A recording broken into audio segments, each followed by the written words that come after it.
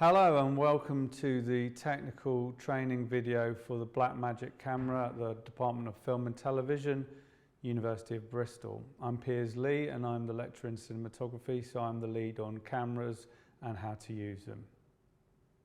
For more general information about using the camera, I refer you to the video General Principles of Camera Work. This video is very much going to focus on using the Blackmagic camera and how to set up the menu correctly. The first thing that we're going to do with the Blackmagic is get power on the camera and get a card in, and then we're going to check that the clock setting is right, and we're going to look at navigating menus. So starting with the battery, this is a V-lock battery. You'll see at the bottom there are some copper sockets and there's copper pins on the bottom at the back. So what we do is we just very simply lift and click that on. To release it, there's a release button on the side which we can press and lift to release it, and then it goes back on again. The card is a Angelbird CFast card, and that goes into the side of the camera into one of these slots here. If it doesn't go in immediately when you push it, you just need to rotate the card round because the pins have a very specific alignment. So now that card is in nice and securely. Okay, the menu on the Blackmagic cameras is accessed here from the side. It's actually hidden behind the screen. So if I close the screen here, you'll see there's some controls on the outside of the screen, but the screen flips out in order to allow you to put the cards in and also access more menu settings. In order to power it up, there is a switch here, a silver toggle, towards the front of the camera, just above level with where the screen is when it's folded out. And if you push that forward, it turns the camera on. So the main thing to remember with the Blackmagic camera is that most of the menu navigation takes place through this screen here, which is a touch screen. But in order to access the main menu, which is what we want to do first of all, you want to press this button here, which is menu. And there's a series of buttons there for playing back clips and also for setting your peaking, which we'll come to later. The main button is menu. When I hit menu, it appears on the screen. Now when you navigate this menu here, this is all going to be touch screen. The first thing that we're going to do is we're going to set the camera, the date and time. Now this is important because when you come to organising your edit, that information is crucial for your editor finding the footage. Now you could have been filming in the UK and then travelling to the US, and if you don't change your time and date, the camera could think that you're filming at 5 o'clock in the afternoon, but you're actually filming the next day in the US. And so it will mess up all of those settings when your editor comes to search for footage, thinks you were filming on one day, but the footage is labelled as being shot on another day. So although it's a small detail, it's really, really important. So in order to set the clock, you need to go to the setup menu here, and you'll see you have some options here. Date and time is at the top left of the screen. If I click that, 2025-01-10. Well, it's actually the 14th of February, so I'm going to click month to 2, click date to 14, and then I'm going to set here GMT minus 11. Well, that's 11 hours behind. That's Hawaii or somewhere like that. So we need to set that to GMT because we're currently in the UK. So GMT 00, and then the time, it's saying 15:03. Well, the current time is about 10:39, so I'll set it to 10:40. So the arrows actually change it. Okay, and we go update. So now we have the correct date and time in the camera. That is really, really important.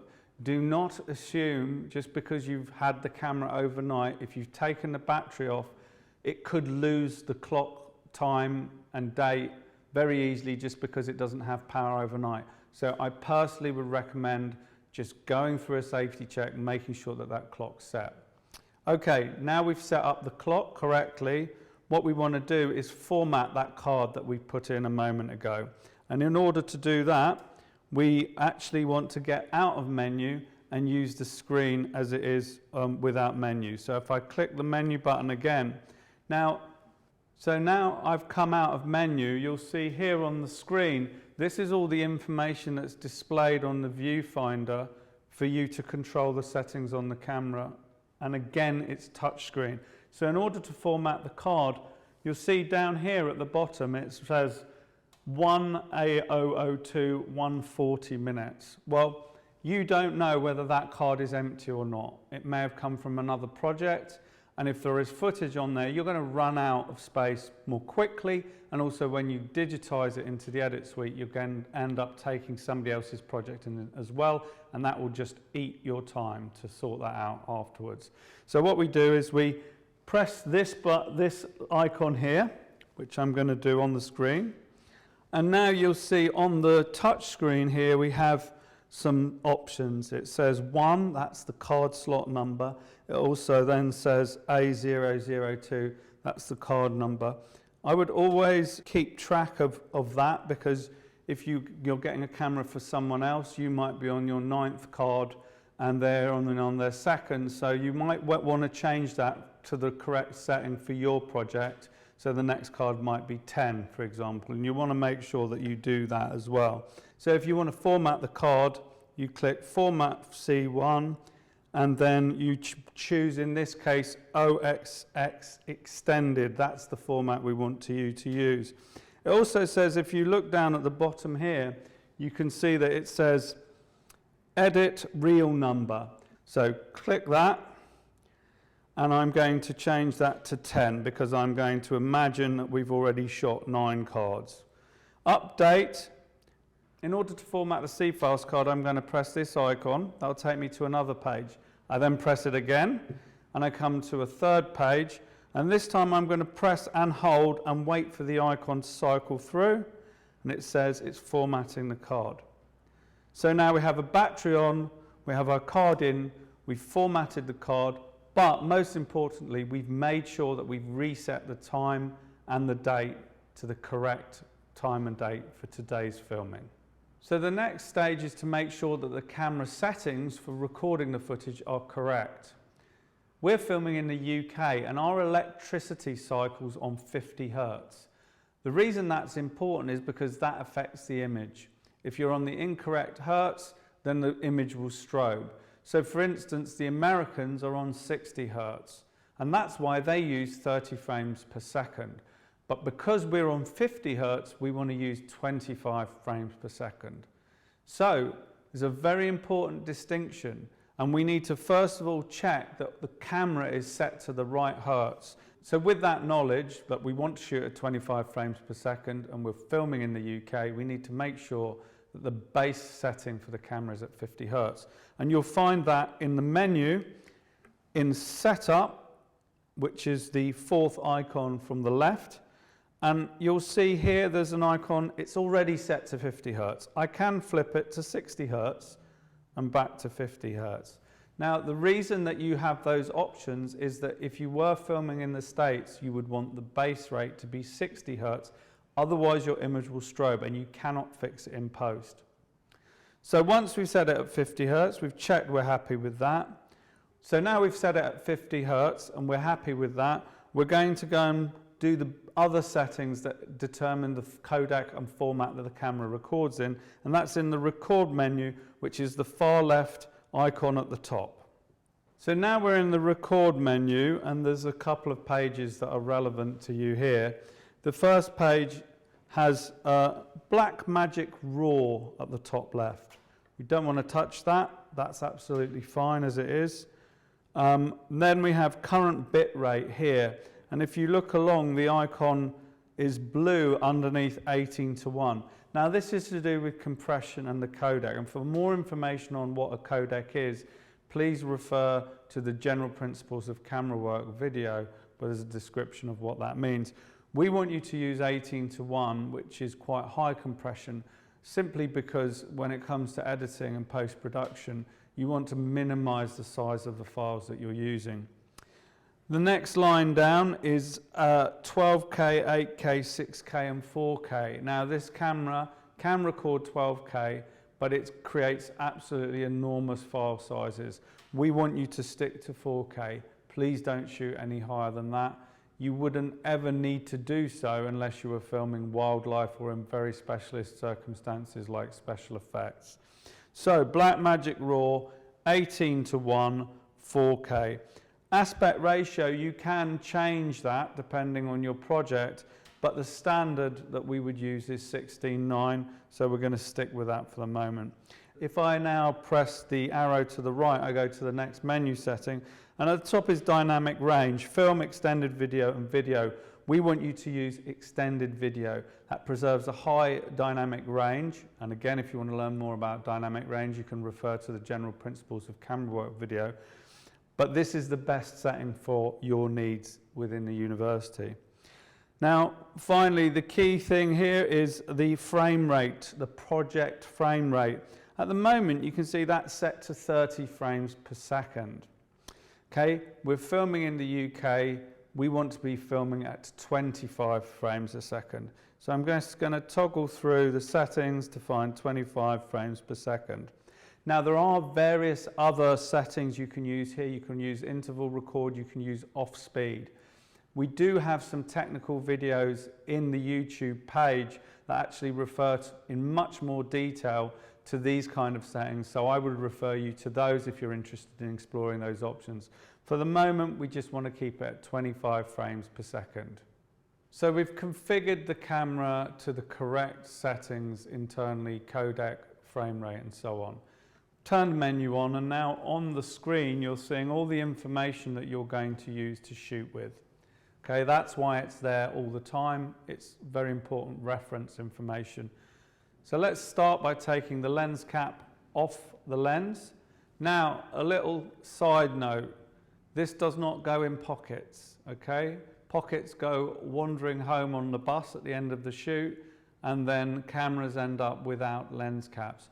Please, procedurally, we beg you, put it inside the camera bag, then you know where it is and it's not going to go walkabout. So you want to take the hood off by rotating it and pulling it forward, and it goes back on just in the reverse. So now you have the lens with the hood. And if we look at this camera now, you have a zoom, which is the front ring to move in and out, and then you have a focus ring, focus. And you can use autofocus on this, but it's not good practice, so we're going to encourage you to use manual focus here.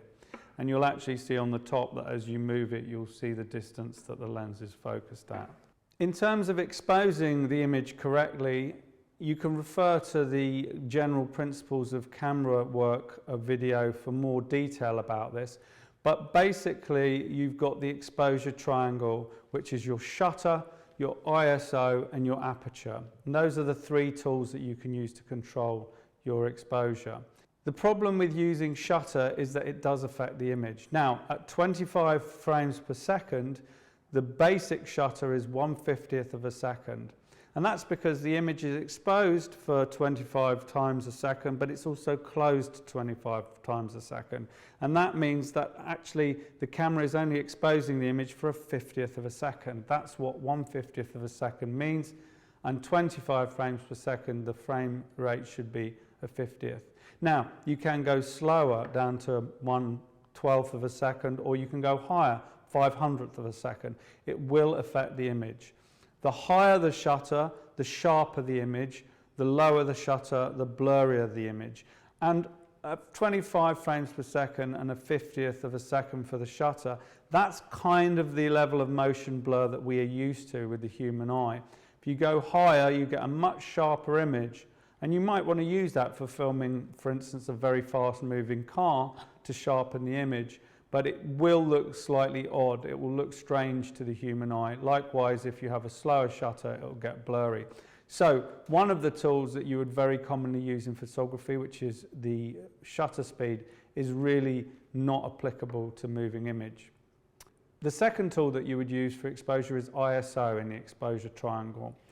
Now these cameras, the Blackmagics, have a base ISO of 800. And you can go lower to darken the image or higher to brighten the image. The problem is that you're actually adding noise or gain to the image and you're affecting the image. Now, it might be that you're in a very dark space and you think, I've got to add gain to it. You will see that in post-production as a lot of noise, especially in the dark areas. And be very aware that you cannot really mix ISO. So in the same scene, you can't jump between 400 ISO pointing in one direction, 800 ISO pointing in the other, because the noise will look different and the shots won't match when you come to edit it. So on the whole, I would avoid using ISO. If it's too bright, you need to use aperture or neutral density, which we'll come on to in a moment. If it's too dark, you might need to think about lighting. But if you do add a bit of gain, try and shoot the whole of that scene at the same gain, because then at least the shots will match. Now, in order to change the ISO, you would simply press on the symbol where it says ND ISO, and you would use this slider to change to 400, 800, 1600, 3200, whatever you want. However, as I say, it's probably sensible to avoid that on the whole. So the final element, which is really the main tool for you, because having spoken about the exposure triangle, we don't want to use shutter, we don't really want to use ISO, so what you have left is your aperture and your ND, which is neutral density. So in order to change the iris, you press that, and there's a toggle that you can slide on the touch screen that will change your aperture, and I'm going to open it all the way up to T2.8. Now, I like to shoot all the time with my lens wide open at T2.8 because I like using the depth of field of the image to control where the viewer and the audience is looking. So in that case, if I was going outside and it's suddenly very bright, my exposure will rocket and the image will be very burnt out. In that case, you can use the ND dial here to control the brightness of the image. ND is literally like a pair of sunglasses. It's affecting the brightness, but it's not affecting color or any other elements in the image. Obviously, you can't use ND if you're going somewhere that's darker because it's actually darkening the image. And the only way to brighten the image would be to open the aperture up or to boost the gain. And I would recommend against using the gain. So if it comes to it and the image is too bright, and you can use the ND, and if it's too dark, you need to rethink, maybe look at lighting. Now, I guess the question is, how do you know whether it's properly exposed? And there are tools that you can use for that. For instance, you can use Zebra, which is a setting in the menu. If I press menu and go to monitor, then I have the choice of turning the Zebra on or off. Now what Zebra does is it puts a pattern of lines on the image for everything that's above 70% or closer to the white and the highlights. The problem is that it can be quite distracting, and I personally don't like using it. Although technically speaking, a lot of people swear by it. My general principle is turn Zebra off and think about whether or not you'd be happy to have the image that you're seeing in your viewfinder on your TV. If you're pointing at a very, very bright window and it looks burnt out, if the faces are burnt out, you're probably overexposed. If it's dark and you can't really make stuff out and there's not a lot of detail in the shadows, you're probably underexposed. So I would just say use your common sense. Does the image look nice or not? And the main thing is you don't want it to be too burnt out or too dark, because it's very difficult to fix afterwards in post. So the final thing we want to think about in terms of the image is white balance, and the general principles of that are in the general principles of camera work video. But basically for this camera, again, through the touch screen, you can see here to the right of the time code, WB white balance. And if you tap on that, you can literally, you could either control it exactly by using the arrows on the left-hand side here, or you could actually use a slider to do it quickly. So 5,600. It also has some presets here that you can toggle through and experiment with. You can also do an auto white balance if you click it on At the far right icon you get update white balance, and what you do in that case is using a white card, you would put that down, you would point the lens at the white card, you'd actually zoom in to make sure that the entire card is white, and you'd simply click that update white balance button, and then it will auto white balance. So that's a way you can choose a specific white balance using a white balance card or a sheet of white paper. So now we're set up in here in this room, the white balance is actually 4,300. It is really important that you think about the white balance setting, because if you are filming in mixed light with a lamp or a light bulb on a desk and somebody at a window and they're both in shot, the window will be blue, the lamp will be orange. That might be fine, but if you want to make the window warmer, then you'll make the lamp really warm. If you want to make the lamp cooler, you'll make the window very blue. So just remember that you don't want to fiddle too much with your image afterwards in terms of color balance, if possible, and so you're going to try and avoid mixed light. But if you are using mixed light, you could use 4,300, which is halfway between daylight and tungsten. But again, it's just a question of looking at the image. Is it looking too blue? Is it looking too yellow? And then thinking about what might be a good color balance for that scene.